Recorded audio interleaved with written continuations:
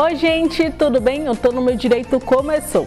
Hoje vamos falar sobre aposentadoria e o que mudou no ano de 2024. Minha primeira convidada é a advogada especialista em direito previdenciário, Aiel Antonini. Doutora, começo lhe perguntando, as novas regras estabelecidas pela reforma da Previdência já começaram a valer. Como é que fica o tempo de contribuição e a idade mínima que são exigidos aí para se aposentar? Rose, a reforma da Previdência aconteceu no dia 13 de novembro de 2019. Infelizmente, a gente não consegue estipular aqui uma única data, uma única idade de aposentadoria, nem um único tempo de contribuição. Porque o que aconteceu? Com a reforma da Previdência, foram estipuladas 5 regras de transição. Então, nós temos aí várias idades, né, para conseguir a aposentadoria e vários tempos de contribuição. Então, infelizmente, a gente não consegue estipular uma única data. Com a reforma da Previdência também surgiram o pedágio e o sistema, regra, melhor dizendo, de pontuação. Eu quero que você explique como essas duas novas regras funcionam. Pronto, então eu vou começar explicando pelo pedágio, tá? O pedágio, ele fez parte dessas regras de transição e existem 2 tipos de pedágio. O pedágio de 50% e o pedágio de 100%. Esse pedágio, essa regra de pedágio, ela não vale para todos os segurados.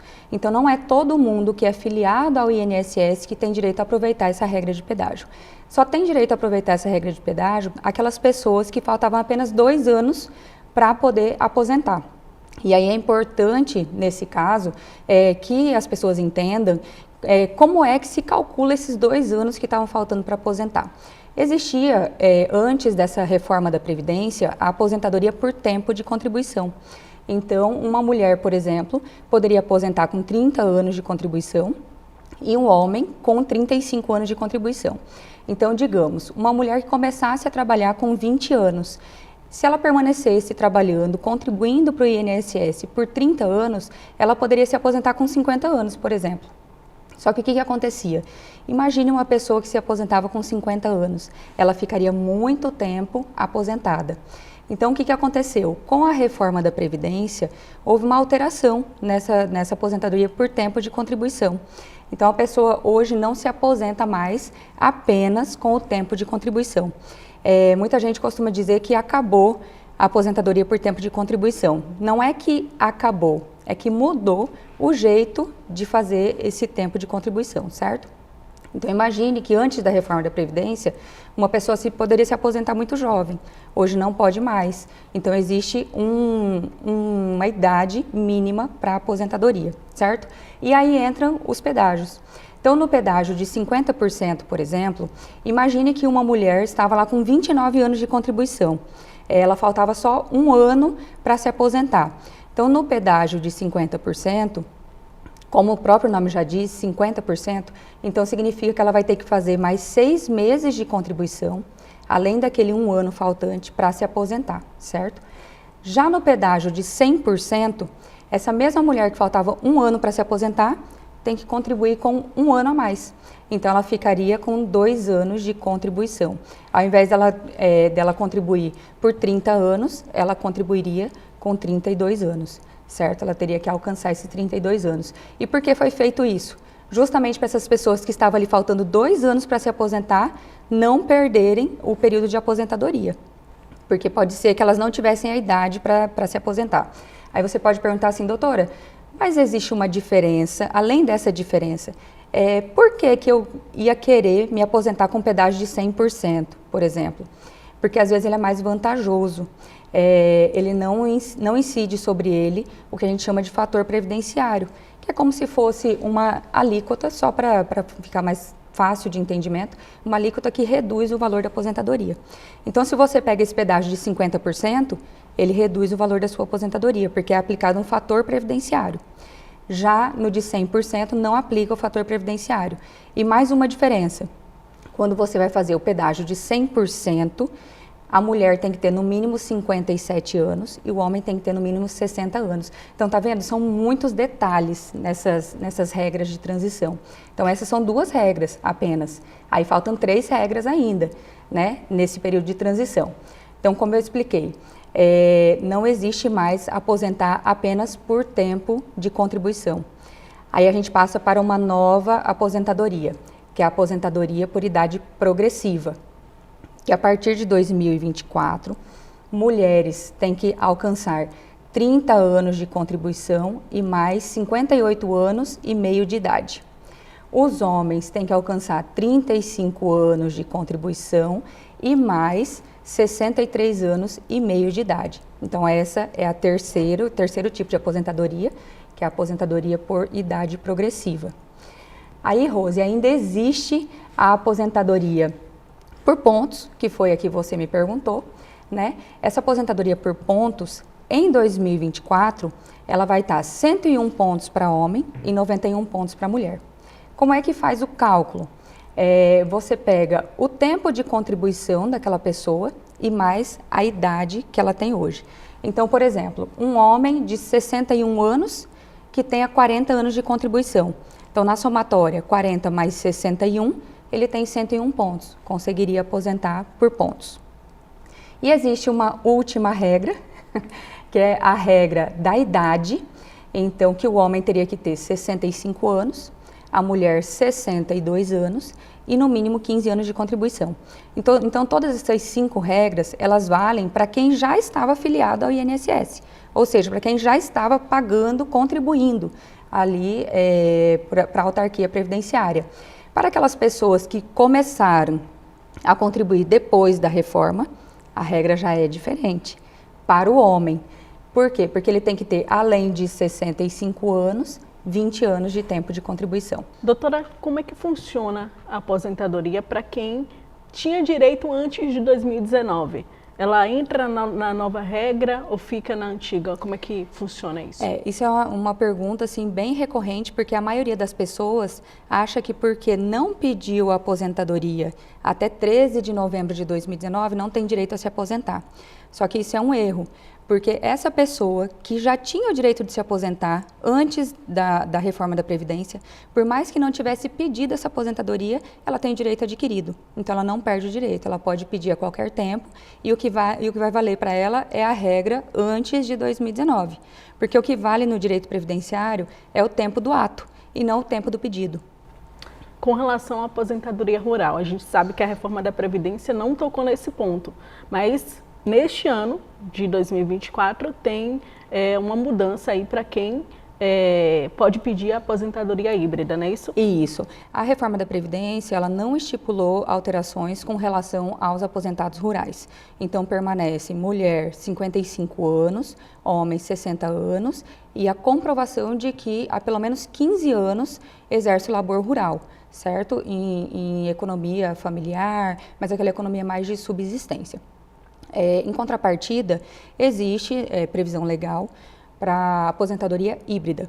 Essa aposentadoria híbrida é uma aposentadoria que cumula direitos rurais com urbanos. Então, por exemplo, às vezes uma pessoa trabalhou lá muito jovem na roça e depois migrou para a cidade, no êxodo urbano, ou ao contrário, trabalhou na cidade e depois foi para a roça.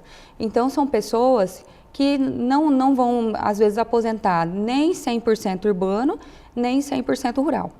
Para essas pessoas, a aposentadoria é chamada de aposentadoria híbrida. Nesses casos, o que muda? A idade. Então, permanece a demonstração de 15 anos de contribuição e, nesse caso, soma-se realmente o tempo que contribuiu na cidade, mais o tempo que a pessoa morou na roça. Então, pode ser que a pessoa trabalhou, por exemplo, na cidade 5 anos, mas trabalhou na roça um grande período. Então, vai somar esse período da roça com o período da cidade para completar os 15 anos. E aí, o que muda? A idade da mulher, 62 anos, e a idade do homem, 65 anos. Muito obrigada pela sua participação aqui. Foi um prazer tê-la recebido novamente no Tô no Meu Direito. Rose, sempre um prazer estar aqui com vocês. Estou à disposição sempre que vocês precisarem de mim. O Tô no Meu Direito vai para um rápido intervalo, mas na volta a gente continua falando sobre aposentadoria. Os benefícios terão reajuste este ano. O porquê disso, depois do intervalo.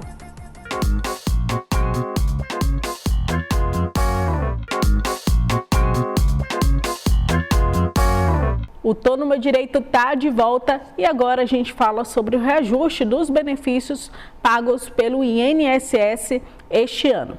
A minha convidada é a advogada Laila Kissa. Doutora, explica pra gente como é que fica esse reajuste e como é que fica também o teto do INSS, que é aquele valor máximo que o segurado pode receber. Então, no dia 12 de janeiro desse ano, de 2024, foi publicada uma portaria que proporcionou um reajuste de 3,71% nos benefícios acima de um salário mínimo. Portanto, o teto do INSS, que no ano passado era de R$ 7.507,49, agora ele passa a ser no valor de R$ 7.786,01, ou seja, um aumento aí de mais de R$ 250.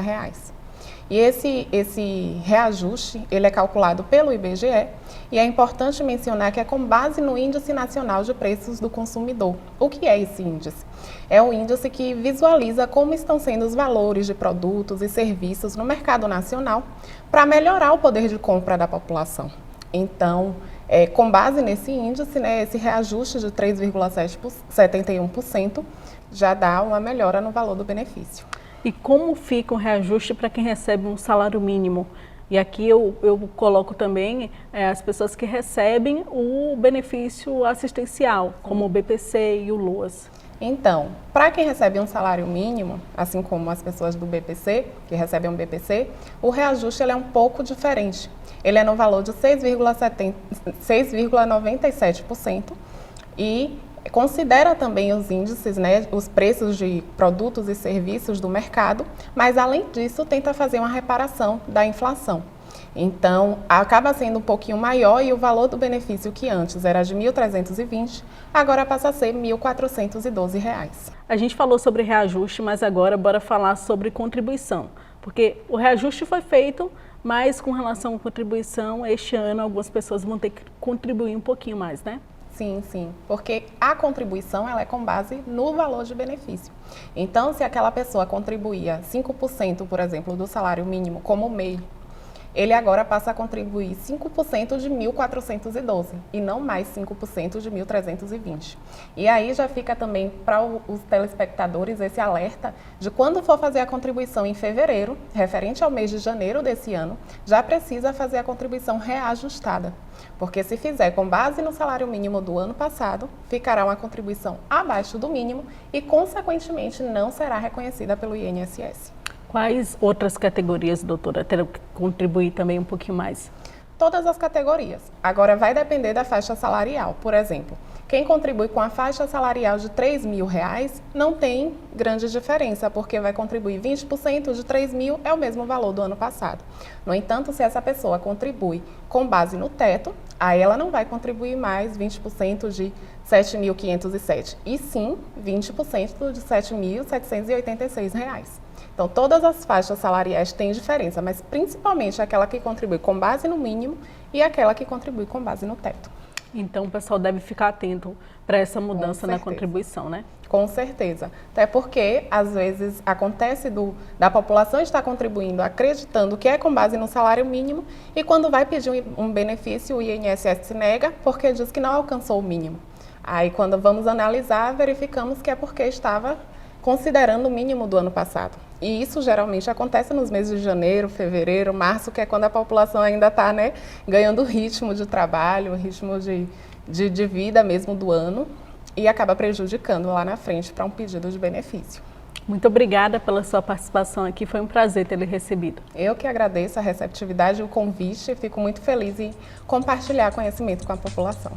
O Tô no Meu Direito fica por aqui, muito obrigada pela sua audiência e até a próxima semana.